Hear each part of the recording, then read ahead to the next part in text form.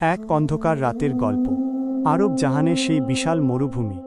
দিনের তপ্ত রোদের পর তখন চারপাশ রাতের শীতলতায় ঢেকে গেছে। মদিনার অলিগলি যখন গভীর ঘুমে আচ্ছন্ন, তখন একজন মানুষ চুপি চুপি শহর পাহারা দিচ্ছেন। তিনি আর কেউ নন, অর্ধ পৃথিবীর প্রতাপশালী শাসক হজরত ওমর রা। প্রজাদের দুঃখ কষ্ট নিজের চোখে দেখার জন্য তিনি প্রায়ই রাতে এভাবে বের হতেন। হঠাৎ অনেক দূরে মরুভূমির এক কোণে আগুনের শিখা দেখে তিনি থমকে দাঁড়ালেন।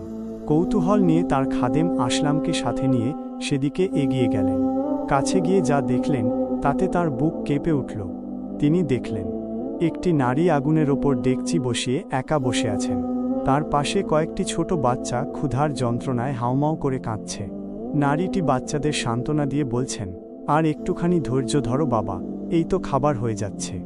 ওমর রা কাছে গিয়ে বিনীতভাবে জিজ্ঞেস করলেন, হে আল্লাহর বান্দি, এই বাচ্চারা কাঁদছে কেন? আর হাঁড়িতেই বা কি রান্না হচ্ছে? ডেকচির সেই করুণ রহস্য। মহিলাটি একটি দীর্ঘশ্বাস ফেললেন, ধরা গলায় উত্তর দিলেন, ক্ষুধার যন্ত্রণায় কাঁদছে। আর ডেকচির ভেতরে কোনো খাবার নেই, আছে শুধু কয়েকটি পাথর আর পানি।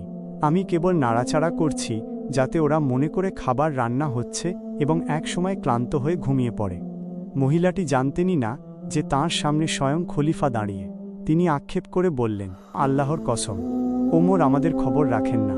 তিনি যদি আমাদের কষ্টই না জানবেন তবে কেন তিনি খলিফা হলেন? এক কথা শুনে ওমরের রা শরীর শিউরে উঠল। অপরাধ বোধে তার দুচোখ বেয়ে অশ্রু ঝরতে লাগল। তিনি এক মুহূর্ত দেরি না করে মদিনার বায়তুল মালে সরকারি কোষাগার ফিরে গেলেন। খলিফার পিঠে আটার বস্তা।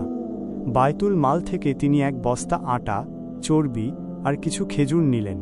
যখন তিনি বস্তাটি নিজের কাঁধে তুলে নিতে চাইলেন, তখন খাদেম আসলাম বললেন, হে আমিরুল মুমিনিন, আপনি কেন কষ্ট করছেন? বস্তাটি আমাকে দিন, আমি বহন করি। ওমর রা তখন ইতিহাসের সেই অমর কথাটি বললেন, আজ না হয় তুমি আমার বোঝা বইবে, কিন্তু কেয়ামতের দিন আমার পাপের বোঝা কে বইবে? সেদিন কি তুমি আমার হয়ে আল্লাহর কাছে জবাব দেবে? তিনি নিজেই সেই ভারী বস্তাটি কাঁধে বয়ে নিয়ে গেলেন সেই মহিলার তাঁবুতে। সেখানে গিয়ে তিনি দমে যাননি। নিজ হাতে চুলায় ফুঁ দিয়ে আগুন জ্বালালেন। ধোঁয়ায় তার দাড়ি ভিজে যাচ্ছিল, তবুও তিনি রান্না শেষ করলেন। নিজ হাতে খাবার বেড়ে বাচ্চাগুলোকে খাওয়ালেন। তৃপ্তি ভরে খেয়ে বাচ্চারা যখন হাসতে হাসতে ঘুমিয়ে পড়ল, কেবল তখনই ওমরের রা ক্লান্ত মুখে প্রশান্তির হাসি ফুটল। সুবহানাল্লাহ। গল্পটি ভালো লাগলে অবশ্যই চ্যানেলটাকে সাবস্ক্রাইব করে দিবেন।